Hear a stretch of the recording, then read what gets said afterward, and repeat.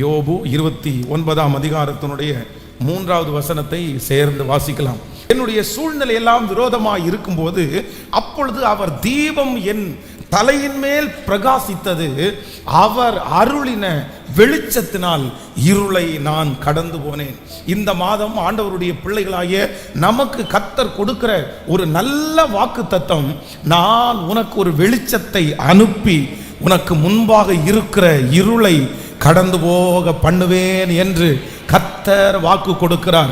உங்களை சுற்றி ஒருவேளை பெரிய இருள் உங்களை சூழ்ந்திருக்கலாம். கடலினால் வந்த இருள், இன்னும் பலவிதமான பிரச்சனைகளினாலே உங்களை சுற்றி வெளியே வர முடியாதபடி நிறைய இருள்கள் உங்களை சூழ்ந்திருக்கலாம். ஆனால் ஆண்டவர் இந்த மாதம் வாக்கு கொடுக்கிறார், நான் உனக்கு ஒரு வெளிச்சத்தை நான் உனக்கு அனுப்புவேன். நான் அந்த வெளிச்சத்தை உனக்கு அனுப்பி அந்த இருளில் இருந்து உன்னை மீட்டெடுப்பேன் என்று கர்த்தர் வாக்கு கொடுக்கிறார். கண் தெரியாமல் சிக்கி கொண்டிருக்கிற அந்த இடத்திலே கர்த்தருடைய வெளிச்சத்தை இந்த மாதம் நீங்கள் காண்பீர்கள். அந்த இடத்திலே கர்த்தர் வெளிச்சமாய் வருவார். உங்களை சுற்றி ஒரு வெளிச்சம் பிரகாசிக்கும். அப்பொழுது அந்த இடத்திலே நீங்கள் மிகவும் அழகாய் கடந்து வருவீர்கள். கைகளை உயர்த்தி ஒரு ஹல்லேலூயா சொல்லலாம். நான் அருளும் வெளிச்சத்தினால் நீ இருளை கடந்து போவாய். இந்த காரியத்தை எப்படி நான் கடந்து போவேன்? கடந்து போகிறதற்கு ஒண்ணுமே என்னிடத்திலே இல்லையே. இந்த பிரச்சனையை, இந்த சூழ்நிலையை எப்படி என்னால் தாண்ட முடியும்? ஆனா ஆண்டவர் இந்த மாதம் தெளிவாய் வாக்கு கொடுக்கிறார், இல்லை, நான் உனக்கு வெளிச்சத்தை கர்த்தர் அனுப்புகிறவர். எத்தனை பேரை ஆமோதிக்கிறீர்கள்? அந்த இடத்திலே தேவனுடைய வெளிச்சம் உங்களை தேடி வரும். அந்த சூழ்நிலையிலே கர்த்தருடைய வெளிச்சம் உங்களை தேடி வரும். அவர் வெளிச்சத்தை அனுப்பினதற்கு பிறகு அந்த இடத்திலே இருளுக்கு ஆண்டவர் அந்த இடத்திலே எந்த விதமான காரியமும் இருள் செய்யவே முடியாது. கைகளை உயர்த்தி ஒரு 3 வீசை சொல்ல போகிறோம். கர்த்தர் அருளும் வெளிச்சத்தினால் நான் இருளை கடந்து போவேன். சொல்லுங்கள், அவர் அருளும் வெளிச்சத்தினால் நான் இருளை கடந்து போவேன். அவர் அருளும் வெளிச்சத்தினால் இருளை கடந்து போவேன். ஆமென். சிலருடைய வாழ்க்கையிலே இந்த இருள் வெளியிலே எல்லாம் வெளிச்சமாகத்தான் இருக்கும். அப்படின்னா வெளியிலே இருள் இல்லை. சிலருக்கு உள்ளான இருள், தன்னுடைய வாழ்க்கை ஒரு இருளிலே பிரகாசிக்க பண்ணுகிறது. இருளிலே நடந்து கொண்டிருக்கிறார்கள். ஆனா வெளிச்சம், வேலை இருக்கிறது, சம்பளம் இருக்கிறது, வீடு இருக்கிறது, குடும்பம் எல்லாம் இருக்குது. ஆனால் தனக்கே தெரியாமல் ஒரு இருளிலே நீங்கள் நடந்து கொண்டு வரலாம். ஆனா நான் நம்புறேன், இந்த மாதம் ஒரு வெளிச்சத்தை கர்த்தர் உங்களுக்கு காண பண்ணுவார். அந்த வெளிச்சத்திலிருந்து ஆண்டவர் வெளியே கொண்டு வருவார். அந்த மரண இருளில் இருந்து கர்த்தர் இந்த மாதம் வெளியிலே உங்களை கொண்டு வருவார். அந்த கடன் என்கிற இருளில் இருந்து கர்த்தர் உங்களை வெளியே கொண்டு வருவார். கர்த்தர் வாக்கு கொடுக்கிறார், உன்னை சுற்றி எந்த இருள் தொடர்ந்து கொண்டு வந்தாலும் இந்த மாதம் முடிகிறதற்குள்ளே கர்த்தருடைய வெளிச்சம் அந்த இடத்திலே அந்த இருளில் இருந்து உங்களை வெளியே கொண்டு வரும். பாதை தெரியாத உங்களுக்கு இந்த மாதம் கர்த்தர் ஒரு பாதையை கர்த்தர் காண்பிப்பார். அந்த இருளில் இருந்து வெளிச்சத்துக்கு நடத்துகிற கர்த்தர். ஆமென். நான் நம்புகிறேன், இந்த மாதம் உங்களை சுற்றி இருக்கிற எல்லாவற்றையும் நீங்கள் கடந்து போவீர்கள். கர்த்தர் உங்களை கடந்து போக பண்ணுவார். அந்த இடத்திலிருந்து ஆண்டவர் உங்களை டிராவல் பண்ண வைப்பார்.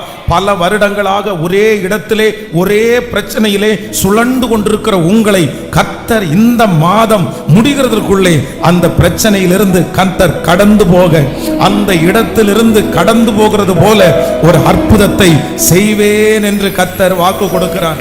ஆமென். சொல்லுங்கள், வாசிக்கலாம். ஆண்டவர் நம்முடைய பிரச்சனைகளை எப்படி கடக்க பண்ணுகிறார்? உபாகமம் 32ஆம் அதிகாரத்தினுடைய 12வது வசனத்தை வாசிக்கலாம். கர்த்தர் ஒருவனே அவனை வழி நடத்தினார், அந்நிய தேவன் அவனோடே இருந்தது இல்லை. 10வது வசனத்திலிருந்து வாசிக்கலாம். பாழான நிலத்திலும் ஊழையிடுதல் உள்ள வெறுமையான அவாந்திர வெளியிலிருந்தும் அவர் உன்னை கண்டுபிடித்தார், அவனை நடத்தினார், அவனை உணர்த்தினார், அவனை தமது கண்மணியை போல காத்தார். கழுகு தன் கூட்டை கலைத்து தன் குஞ்சுகள் மேல் அசைவாடி தன் செட்டைகளை விரித்து அவைகளை எடுத்து அவைகளை தன் செட்டைகளின் மேல் சுமந்து கொண்டு போகிறது போல கர்த்தர் ஒருவனே அவனை வழி நடத்தினார், அந்நிய தேவன் அவனோடு இருந்தது இல்லை. ஹல்லேலூயா. கர்த்தருடைய பிள்ளைகளே, இந்த மாதம் கர்த்தர் வாக்கு கொடுக்கிறார், நான் உன்னை கடக்க பண்ணுவேன். நான் வனாந்தரத்தை கடக்க பண்ணுவேன், இந்த சூழ்நிலையை கடக்க பண்ணுவேன். இந்த சூழ்நிலையை ஆண்டவர் நம்மை சுற்றி இருக்கிற காரியத்தை இந்த மாதம் எப்படி கடக்க பண்ண போகிறார் என்றால், நம்பர் 1 வேதம் சொல்லுகிறது, கர்த்தர் ஒருவனே அவனோடு கூட இருந்து அவனை நடத்தினார். ஆமென். ஒருவேளை உங்களுடைய மனங்கள் சில காரியங்களை கடப்பதற்கு பலவிதமான மனிதர்களை நம்ம எதிர்பார்க்கலாம். இந்த சூழ்நிலையில இவங்க நமக்கு ஆதரவா இருக்க மாட்டாங்களா, இந்த சூழ்நிலையில இவர்கள் நம்மோடு கூட இருக்க மாட்டாங்களா, இந்த மாதிரி ஏதோ ஒன்றை பிடித்து நம்ம கடக்கணும் அப்படின்னு நம்ம நினைப்போம். இவர்கள் மூலமா உயரணும், இவங்க மூலமா வளரணும், இவங்க மூலமா இவங்க நமக்கு சப்போர்ட்டிவா இருந்தா நம்ம வெகு தூரம் பண்ணலாம்.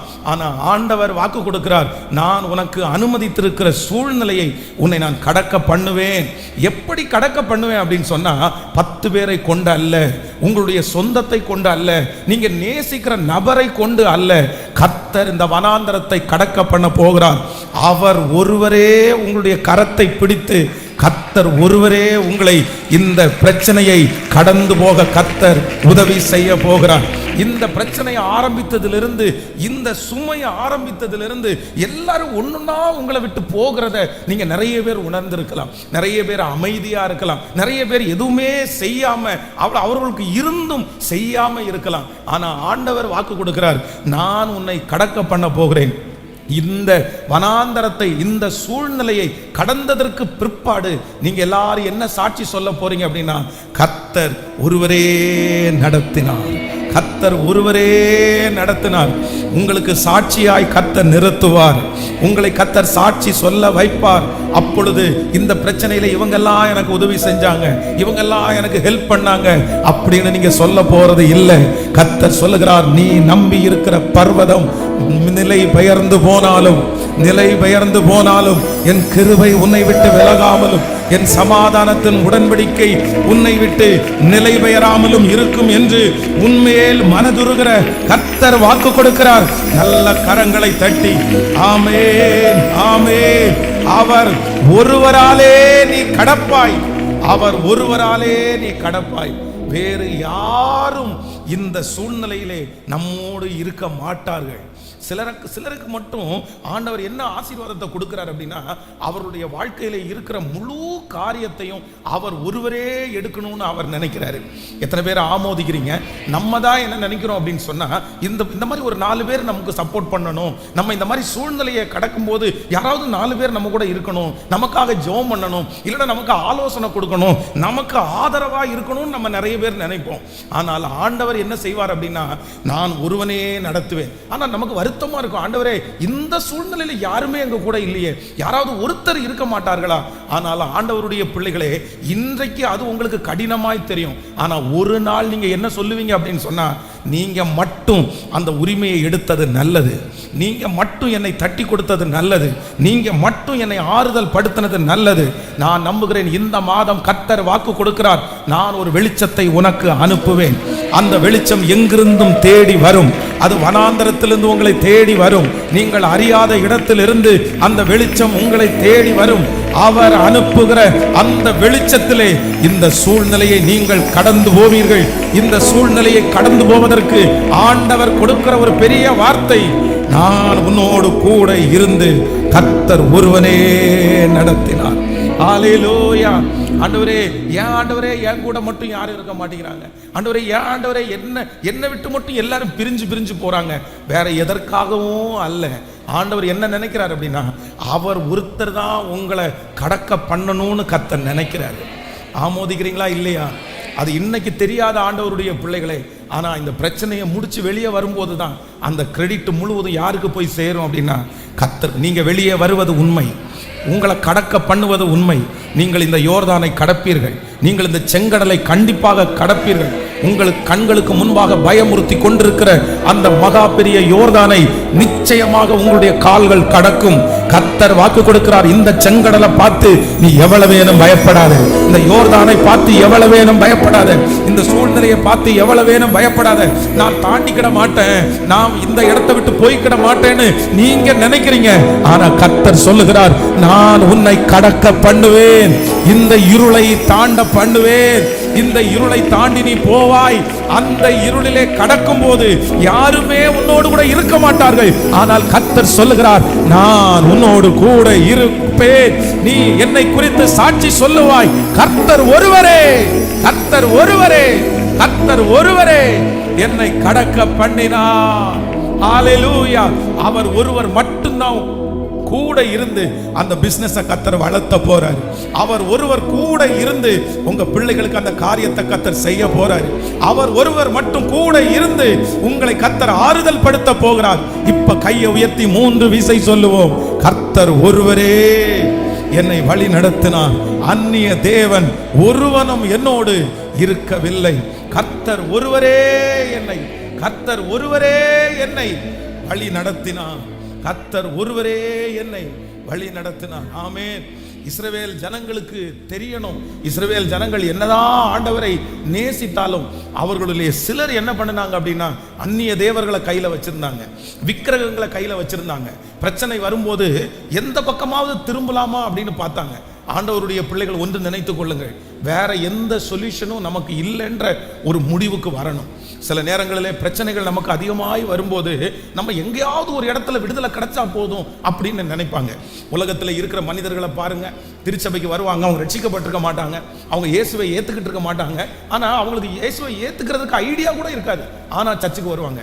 ஏன் ஜெபம் பண்ண வர்றாங்கன்னா, எப்படியாவது ஒரு இடத்துல விடுதலை கிடைச்சா போதும் சார், என்ன வேணாலும் பண்ணுறேன் சார், விடுதலை மட்டும் கிடைச்சா போதும், எங்கேயாவது ஒரு இடத்துல விடுதலை கிடைச்சா போதும். இங்கே கூப்பிட்டாலும் போவாங்க, அங்கே கூப்பிட்டாலும் போவாங்க, யார் கூப்பிட்டாலும் அவங்களுக்கு பின்னாடியே போவாங்க. காரணம் என்னன்னா, அவங்களுக்கு விடுதலை கிடைச்சா போதும். ஆனால் ஆண்டவருடைய பிள்ளைகள் அப்படி அல்ல. நமக்கு ஒன்று தெரியணும், எங்கேயும் போய் விடுதலை அல்ல. எனக்கு எங்கேயாவது ஒரு இடத்துல எனக்கு விடுதலை கிடைச்சா போதும், யார் மூலமாவது எனக்கு விடுதலை கிடைச்சா போதும் அப்படின்னு நீங்க நினைக்கவே கூடாது. நீங்க என்ன நினைக்கணும் அப்படின்னு சொன்னா, நீர் ஒருவரே இந்த காரியத்தை வாய்க்க பண்ணணும், நீர் ஒருவரே எனக்கு நீர் தரணும், நீர் ஒருவரே எனக்கு நீர் உயர்த்தணும். இந்த மாதம் நான் நம்புகிறேன், நீங்கள் பலரிடத்திலே சொல்லி வைத்திருக்கலாம், பலரிடத்திலே தேடி போயிருக்கலாம். ஆனால் ஆண்டவர் அதை தாமதம் பண்ணுவதற்கு ஒரு நோக்கம் உண்டு. அதை கர்த்தரே செய்ய போறாரு. நீங்க சொல்லுங்க ஆண்டவரை பார்த்து, ஆண்டவரே வேற யாரும் செய்ய வேண்டாம், ஆண்டவரே இந்த வனாந்திரத்தில் வேற யாரும் என்ன கடக்க பண்ண வேண்டாம், ஆண்டவரே இந்த அக்னியில வேற யாரும் என்ன கடக்க பண்ண வேண்டாம், இந்த சூழ்நிலையில நான் கடந்து போறதற்கு யாருமே என் கூட இல்லாட்டி பரவாயில்ல. கையை உயர்த்தி சொல்லுங்க, நீர் ஒருவரே, நீர் ஒருவரே சொல்லுங்க. நிறைய பேருடைய கரத்தை ஆண்டவர் பிடிக்கிறத நான் பார்க்கிறேன். ஒரு பெரிய இருளான இடம், சுத்தி இருள் சூழ்ந்து கொண்டிருக்கிறது, வழி தெரியல, எங்க பள்ளம் எங்க மேடுன்னு தெரியல, எங்க முள் எங்க கல்லுன்னு தெரியல. ஆனா அந்த இடத்துல அவர்களுக்குன்னு ஒரு வெளிச்சத்தை கர்த்தர் அனுப்பி கையை பிடிச்சு, இந்த வனாந்தரத்துல நான் உன் கூட இருக்கிறேன்னு கர்த்தர் நிரூபிக்கிறத பார்க்கிறேன். நிறைய பேருக்கு கர்த்தர் வாக்கு கொடுக்கிறார். சிஸ்டர், பிரதர், இந்த வாக்குத்தத்தம் உங்களுக்காக தான் பிரதர். கர்த்தர் சொல்லுகிறார், நான் ஒருவனே உன்னை நடத்துவேன், நான் ஒருவனே உன்னை நடத்துவேன், நான் ஒருவனே நடத்துவேன். கைகளை அசைத்து ஒரு ஹல்லேலூயா சொல்லுங்க. எத்தனை பேர் ஆமோதிக்கிறீர்கள்? ஆமென். ஒரு விசை ஒரு ஊழியக்காரர் ரொம்ப அழகான ஒரு சாட்சியை சொன்னார். பொதுவாக நம்ம நம்முடைய குடும்பத்தில் இருக்கிறவர்கள் ஏதாவது ஒன்று செய்யும்போது அவங்க நம்மளை என்கரேஜ் பண்ணணும் அப்படின்னு நம்ம நினைப்போம். பொதுவாக ஒரு அப்பா ஒரு அம்மா தன்னுடைய பிள்ளைகள் ஒரு காரியத்தை செய்யும்போது பிள்ளைங்க ரொம்ப எதிர்பார்ப்பாங்க. வெளியில் சொல்லாட்டா கூட, வெளியில் 1000 பேர் அவங்கள தட்டி கொடுத்தாலும் குடும்பத்தில் இருக்கிறவங்க ரொம்ப நல்லா பண்ணுங்க, நீ ரொம்ப நல்லா செய்வ போல தெரியுது அப்படின்னு எல்லாருக்கும் எதிர்பார்ப்பு இருக்கும். அப்போ ஒருத்தர் ஒரு காரைக்குடி பக்கத்தில் ஒரு ஊழியக்காரர் சொன்னார். அவர் சொன்ன ரொம்ப அழகாக சொன்னார். என்ன சொன்னார்? பாஸ்டர், என்னுடைய வாழ்க்கையில் நான் என்கரேஜை எதிர்பார்த்தது வேற எங்கேயும் கிடையாது. என்னுடைய வீட்டில் தான் என்னுடைய என்கரேஜ்மெண்ட்டை எதிர்பார்த்தேன். என்னுடைய தகப்பனார் உற்சாகப்படுத்துவார், என்னுடைய தகப்பனார் ஒரு காரியத்தை எனக்காக ஆதாயப்படுத்துவார். ஆனால் எங்கள் அப்பா ஒரு வார்த்தை கூட என்னை பார்த்து, நீ நல்லா பண்ணுற, நல்லா இருக்குது, நீ இதை தொடர்ந்து செய், நான் உன் கூட இருக்கிறேன், நான் உனக்கு சப்போர்ட் பண்ணுறேன், நீ நில்லு அப்படின்னு ஒரு நாள் கூட எனக்கு சொன்னதே இல்லை. எனக்கு ரொம்ப வருத்தமாக இருக்கும் சில நேரத்தில். சரி, நம்முடைய அப்பா நம்ம கூட இல்லையே, நம்ம அப்பா நம்ம கூட ஒரு வார்த்தை கூட சொல்லலையே. இவர் ஒரு வார்த்தை சொல்லியிருந்தா நம்ம எல்லாருக்கும் செய்வார், ஊரில் செய்வார், சுற்றி இருக்கிறவங்களுக்கு செய்வார். ஆனால் எனக்கு மட்டும் என்கரேஜ்மெண்ட்டே இருக்காது. அப்புறம் கடைசியில் எங்களுடைய தகப்பனார் இறந்து போனார். இப்போ ஆண்டவர் என்னை ஆசீர்வச்சிருக்கிறார். ஆனால் நான் ஒன்று மட்டும் இப்போ விசுவாசிக்கிறேன். என்ன அப்படின்னு சொன்னால், இன்னைக்கு அந்த கிரெடிட்டை என்னுடைய தகப்பனாருக்கு கொடுக்க முடியாது. ஒருவேளை என் தகப்பனார் என்னை உற்சாகப்படுத்தி எனக்கு அந்த பிஸ்னஸில் சப்போர்ட் பண்ணி எனக்கு அவர் கொடுத்துருந்தாருன்னா, எங்கள் அப்பா தான் எனக்கு ஆரம்பிச்சு விட்டாரு, எங்கள் அப்பா தான் எனக்கு எல்லாம் செஞ்சாருன்னு நான் சொல்லியிருப்பேன். ஆனால் எங்கள் அப்பா ஒன்றுமே செய்யாததுனால நான் ஒன்று நம்புகிறேன், கர்த்தர் ஒருவரே என்னை கர்த்தர் ஒருவரே. பிரதர், சில ஆதரவுகள் உங்களை விட்டு போகுதா? நீங்க கவலைப்படாதீங்க. சில தட்டி கொடுக்க வேண்டிய மனிதர்கள் உங்களுக்கு எதிராக இருக்கிறார்களா? நீங்க கவலையே படாதீங்க. தாவீதை ஆண்டவர் உயர்த்தணும்னு சித்தம் கொண்டார். தாவீதை ராஜாவா மாத்தணும்னு ஆண்டவர் கர்த்தர் நிர்ணயம் பண்ணார். ஆனா எப்படி நிர்ணயம் பண்ணார்னா, அவங்க அப்பா மூலமாய் அல்ல, அவனுடைய கூட பிறந்த சகோதரர்கள் மூலமாய் அல்ல. தாவீது என்ன சொல்றார் அப்படின்னு சொன்னா, அவர் ஒருவரே, அவர் ஒருவரே, அவர் ஒருவரே. நான் சொல்றேன், இந்த பிரச்சனை முடியும் போது நீங்க ஒரு வார்த்தையை மட்டும்தான் சொல்லுவாங்க. பிரதர், இந்த பிரச்சனையில் உங்க கூட யாரெல்லாம் பிரதர் இருந்தாங்க? சிஸ்டர், இந்த சூழ்நிலையில் உங்க கூட யார் சிஸ்டர் வந்தாங்க? நீங்க என்ன சொல்லுவீங்க அப்படின்னு சொன்னா, பாஸ்டர், ஆண்டவர் ஒருத்தர் என் கூட அதிகமா இருந்தார் பாஸ்டர். ஒரு நண்பனை போல என் கூட இருந்தாரு, ஒரு தகப்பனை போல என் கூட இருந்தாரு. தகப்பன், இந்த சூழ்நிலையில எங்க அப்பா என் கூட இல்லையே, இந்த சூழ்நிலையில அம்மா என் கூட இல்லையே, இந்த சூழ்நிலையில என் ஃப்ரெண்ட்ஸ் என் கூட இல்லையே. ஆனா ஆண்டவர் யாரையோ ஒருத்தரை பார்த்து தீர்க்க தரிசனமா வாக்கு கொடுக்கிறாரு. இன்னைக்குள்ள வாக்குத்தத்தம் உனக்கு தான் மகனே, இன்னைக்குள்ள வார்த்தை உனக்கு தான் மகளே. நான் உனக்கு கட்டளை இடுகிறேன், இந்த வனாந்தரத்தை நீ என்னாலே கடந்து போவாய், நான் உனக்கு வெளிச்சமாய் இருப்பேன். ஓ, அந்நிய தேவர்கள் ஒருவனும் உன் கூட இருப்பது இல்லை, நானே உன்னை கடக்க பண்ணுவேன். நல்ல கரங்களை தட்டி ஆமென் என்று ஆமோதித்து, வேற ஒண்ணும் வேண்டாம் ஆண்டவரே, வேற ஒண்ணும் வேண்டாம், வேற ஒண்ணும் வேண்டாம் ஆண்டவரே, வேற ஒண்ணும் வேண்டாம் ஆண்டவரே. உங்களை தவிர யாருமே எங்களுக்கு இல்லைன்னாலும் பரவாயில்ல. அப்படியே ஒரு ஜபமா சொல்லலாமா? ஹல்லேலூயா. என் ஓட்டத்துல நான் தனிமை இல்லை, துணையாளர் என்னை விட்டு நீங்க விலக மாட்டீங்கன்னு எனக்கு தெரியும். யாரோ நிறைய பேருடைய இருதயம் அப்படியே உடைஞ்சு போயிருக்குது. பாஸ்டர், உண்மையில இந்த வார்த்தை எனக்காக தான் பாஸ்டர், எனக்காக தான் பாஸ்டர். இவங்களுக்கெல்லாம் இத்தனை ஆயிரம் பேர் இருக்கிறாங்களே, எனக்கு மட்டும் யாருமே இல்லையே. வேலை செய்யற இடத்துல என் கூட வேலை செய்யறவங்க 5000 பேர் 10,000 பேர் வேலை செய்யறாங்க, ஆயிரக்கணக்கான பேர் வேலை செய்யறாங்க. ஆனா ஆயிரக்கணக்கான பேர் வேலை செய்யற அந்த கம்பெனில எனக்குன்னு ஒருத்தர் இல்லையே. என் வீட்டை சுத்தி அத்தனை பேர் குடியிருக்கிறாங்க, ஆனா எனக்குன்னு ஒருத்தர் இல்லையே. என் வீட்டுக்குள்ளேயே எனக்குன்னு ஒருத்தர் இல்லையே. ஆனா கர்த்தர் மட்டும் வாக்கு கொடுக்கிறார், உனக்கு யாரும் இல்லைன்னு நீ சொல்ல வேண்டாம். கர்த்தர் ஒருவரே அவனை வழி நடத்தினார். ஹல்லேலூயா.